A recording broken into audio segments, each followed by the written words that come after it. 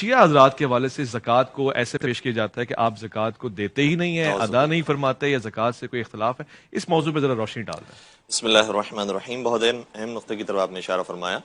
تو میں وضاحت کر دوں کہ شیعہ حضرات بھی بالکل ایسے ہی زکوٰۃ کو واجب سمجھتے ہیں جیسے ہمارے برادران سمجھتے ہیں، کیونکہ اس کا بارہا ذکر قرآن کریم کے اندر آیا ہے، البتہ مختلف الفاظ زکوٰۃ واجب زکوٰۃ کے لیے استعمال ہوئے ہیں، اور وہ آیت کہ جس کو آئے وجوب زکوٰۃ بھی کہا جا سکتا ہے، اس کے اندر لفظ زکوٰۃ نہیں آیا، اس کے اندر لفظ صدقہ آیا ہے، انما الصدقات، تو صدقات کا لفظ بھی زکوٰۃ کے معنوں میں آتا ہے۔ اسی طریقے سے زکوٰۃ ایک اور وسیع مفہوم بھی رکھتا ہے کہ جس کے اندر مستحب انفاق بھی شامل ہو جاتا ہے، جیسے مولانا متقیان کی شان میں جو آیت کریمہ نازل ہوئی کہ انما ولیکم اللہ ورسولہ والذین آمنوا الذین یقیمون الصلاۃ ویؤتون الزکاۃ وہم راکعون، کہ تمہارا ولی اللہ ہے، اس کا رسول ہے، اور وہ صاحبان ایمان ہے جو نماز قائم کرتے ہیں اور حالت رکوع میں زکوٰۃ ادا کرتے ہیں۔ تو وہ جو زکوٰۃ ہے وہ مستحب انفاق تھا جو حضرت امیر کائنات نے کیا تھا۔ تو ایک تو بات یہ ہے کہ جو واجب زکوٰۃ ہے وہ ہمارے ہاں مسلم ہے، اور جو اس کا انکار کرے گا وہ ضروریات دین کا انکار کرنے والا ہوگا، اور جو ضروریات دین کا انکار کرے گا وہ کافر ہوگا۔ اچھا، صحیح۔ اس لیے زکوٰۃ کے معاملے میں کوئی دو رائے نہیں ہے، تمام ہی علماء اور فقہاء اور ابتدا سے لے کر مولا علی علیہ السلام سے لے کر حضرت امام زمانہ امام مہدی علیہ السلام تک کی بھرپور روایتیں موجود ہیں کہ زکوٰۃ واجب ہے اور ہر سال زکوٰۃ نکالنا ہے۔ اب اختلاف کہاں پر آ جاتا ہے اور کہاں پر نظریات مختلف ہو جاتے ہیں، وہ یہ ہے کہ حضرت امام جعفر صادق علیہ السلام کی روایت ہے، اور اسی طریقے سے باقی ائمہ کی بھی مسلسل روایات موجود ہیں کہ 9 چیزوں پر زکوٰۃ واجب ہے۔ ان 9 چیزوں میں سے 2 چیزیں نقدین ہیں، یعنی سونا اور چاندی، پھر ہے انعام ثلاثہ یعنی 3 قسم کے جانور، اونٹ یا اونٹنی یا اس کی اقسام، اور گائیں یا بیل اور اس کی اقسام، اور بھیڑ بکریاں اور اس کی اقسام۔ تو یہ 3 قسم کے جانور ہو گئے، یہ حد نصاب تک پہنچیں گے، اسی طریقے سے سونا چاندی حد نصاب تک پہنچے گا تو زکوٰۃ واجب ہوگی۔ اور پھر ہے غلات اربع، 4 قسم کے غلے،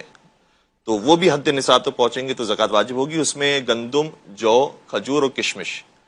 یہ چیزیں 9 بنتی ہیں۔ اگر یہ حد نصاب تک پہنچے تو پھر زکوٰۃ نکالنا واجب ہوگی، اور زکوٰۃ کی مقدار بھی میرے خیال سے بہت زیادہ ڈفرینس نہیں ہوگا، کہ ہمارے یہاں تقریباً ویسے ہر ایک کا الگ الگ حساب بنا ہوا ہے، جیسے گائیں کی اگر بات کریں تو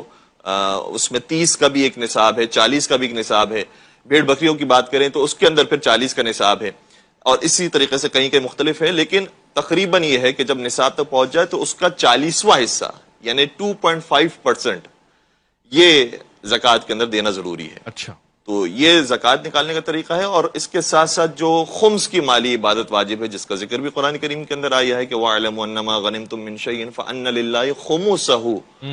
وَلِلرَّسُولِ وَلِذِي الْقُرْبَى، کہ جان لو کہ جو تم کمائی حاصل کرتے ہو اس میں سے 5واں حصہ اللہ کا ہے، رسول کا ہے اور ذی القربیٰ کا ہے، وَالْيَتَامَى وَالْمَسَاكِينِ وَابْنِ السَّبِيلِ، اور یتیموں کا اور مسکینوں کا اور مسافروں کا ہے۔ تو یہ 5واں حصہ بھی ہمارے ہاں نکالنا واجب ہے، ضروری ہے، اور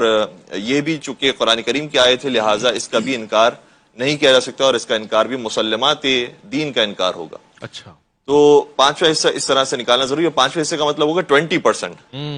تو زکوٰۃ تو 2.5% بنتا ہے، خمس 20% بنتا ہے، اور زکوٰۃ ایسا ہے کہ زکوٰۃ جو غیر سادات نکالیں گے ان کی زکوٰۃ سادات استعمال نہیں کر سکتے، وہ سادات کو نہیں دیں گے۔ اسی طریقے سے ہم وہ بہرحال مشہور واقعہ ہے، اس لیے میں کوٹ کر رہا ہوں کہ واقعہ کربلا کے بعد بعض لوگوں نے جو دیکھ رہے تھے مظلومیت اہل بیت کی، انہوں نے صدقے کی کھجوریں پھینکی، تو اہل بیت علیہ السلام نے صدقہ بھی لینے سے انکار کر دیا، یعنی زکوٰۃ جو تھی وہ لینے سے انکار کر دی، کیوں؟ کیونکہ غیر سادات کی سادات کے اوپر زکوٰۃ حرام ہے۔ سید کو دے سکتا ہے، سید اگر دے تو لے سکتا ہے، اور اس کے بعد سید بھی وہ جو لینے والا ہے پھر وہ غریب بھی ہو اور اس کی باقی شرائط ہے۔ لیکن خمس ایسی چیز ہے کہ جو سادات کا ہی حق ہے، وہ صرف سادات ہی استعمال کر سکتے ہیں،